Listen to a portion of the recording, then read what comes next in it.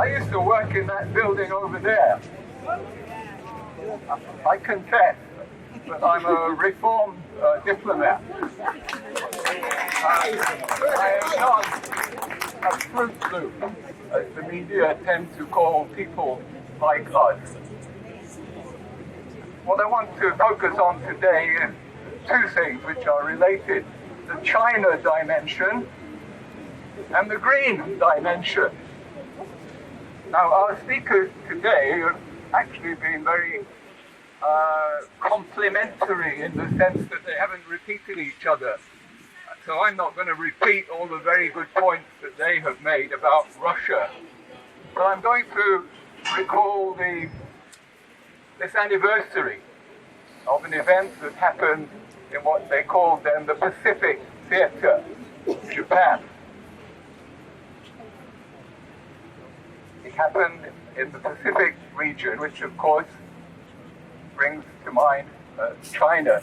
Now, Japan didn't bomb Pearl Harbor just on a whim, because it seemed a good idea on the day.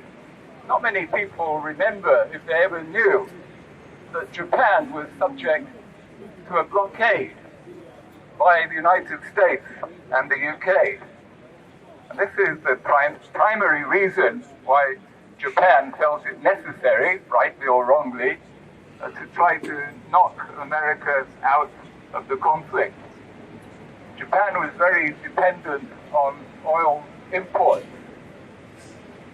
Now, this is exactly the position that China may find itself in. The way the West is threatening China, alleging aggression on the part of China, this is a case of Freudian projection. All the aggression is coming from the West. The attempted encirclement is not by China, obviously. Look at the map. It's by NATO. This is the thing to worry about, particularly if the Ukraine conflict ends badly with a defeat for Russia. This will only embolden NATO to turn its gaze eastward and go for the big prize. At the end of the day, Russia is not an existential threat to America, but America does see China as an existential economic and eventually military threat. So this is the thing we have to keep our minds on. That NATO must be thwarted in Ukraine, otherwise worse will follow with China. Now, I mentioned that Japan was dependent on oil imports, and so is China. This is a major reason why China is building more and more coal fuel power stations. One a month, I understand. And this is causing tension with the West, which is hell-bent on deindustrializing itself with all the green stuff that we know about. And this is emerging as a new bone of contention with China. China's refusal to kowtow to Western diktats about 2050. Now, China doesn't try to contradict this ideology head on, and China is building up its renewables at a very fast rate. China needs to become more self-dependent because it's terrified of ending up in the position that Japan was in 1940. So they want more coal and they want more renewables. And they're not going to have any nonsense about downscaling after 2050. That's an illusion on the part of the green movement. Come now to the green. These are the spiritual descendants of the peacemakers, the anti-Vietnam people of the 1970s. This is what they have become. In the old days, Greenpeace did what it said on the tin. It was green, but it was also in favor of peace. They've forgotten the peace half of their name. They focus exclusively now on the green. Which brings me to our friend over there, Mr. Sunak,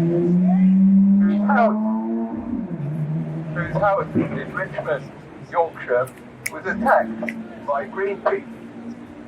Now, if No to NATO has pulled off a stunt like that, I am quite sure that the leaders of No to NATO, including Chris and possibly myself, were being hauled in by the police quicker than you could say Greta Thunberg.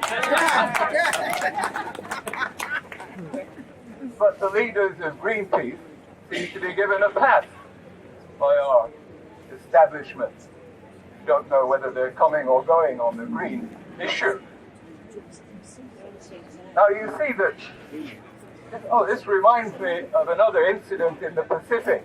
In 1985, Greenpeace, which really was pro-peace in those days and concerned about nuclear, Greenpeace had a ship, Rainbow Warrior, which was planning to disrupt an French atomic test in the Pacific in 1985, and the French Secret Service sabotaged that ship, sank it, and killed a poor guy in the process. In those days, Greenpeace was an authentic peace movement. But now, the Greens have become big supporters of NATO. A year ago, Greta Thunberg spoke against Sweden entering NATO. She's gone silent now, it's actually happened. NATO are among the biggest supporters of greenery. NATO is a frequent attendee at all their big conferences, their COP, whatever they call it. Greenwashing. The Pentagon, NATO, British military-industrial complex, they are the biggest polluters on God's earth. They are the biggest polluters. But they get a pass from the Greens. In Germany, the Greens are the most rabidly Russophobic party in Germany. The Greens and NATO are on a convergent, militaristic, aggressive course, which could end up with conflict with China. Now, one good thing has come out of the Ukraine conflict, and two good things. The first is that Russia and China have been forced to come together. The leaders of China must be terrified that the Western wet dream of Putin being overthrown comes true, because they would be next in line. And for this reason, China is cooperating with Russia, encouraging North Korea to cooperate with Russia. In years gone by, this was NATO's nightmare, that Russia and China would come together. Well, those geniuses across the road, the Foreign Office, Number 10, the Pentagon, the White House, those geniuses have brought their own nightmare about. China and Russia are close together. And thank goodness for humanity for that. Yeah. And the second good thing to come out of this is that the Ukraine conflict has catalyzed a realization on the part of what used to be called the Third World, and now we call the Global South. The Global South, which includes now Russia and China, the non-West, has become more active, more conscious of its own power, more willing to de-dollarize, take other steps to reduce dependence on the NATO powers, the old colonial powers, who thought they were the masters of the universe. They thought they'd brought about the end of history. Well, they may have brought about the end of history, but they can't bring about the end of geography. America is oceans away, and therefore the global south, its day is coming. So thank you, NATO, for all that. And thank you, Extinction Rebellion, for reminding us extinction.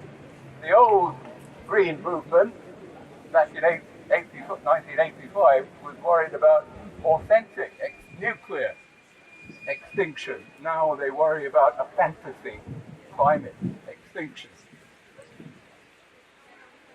Final point, a case of stolen identity. The British Labour Party used to be a peace party. What happened to that? I'm ex-Labour. I feel I've had my identity stolen, but I have found a new home in the Workers' Party of Britain. If you, like me, support Labour, fair rights for Labour, if you support applying the brakes to this mad rush to net zero, and if you support peace, do join me in the Workers' Party of Britain. Thank you.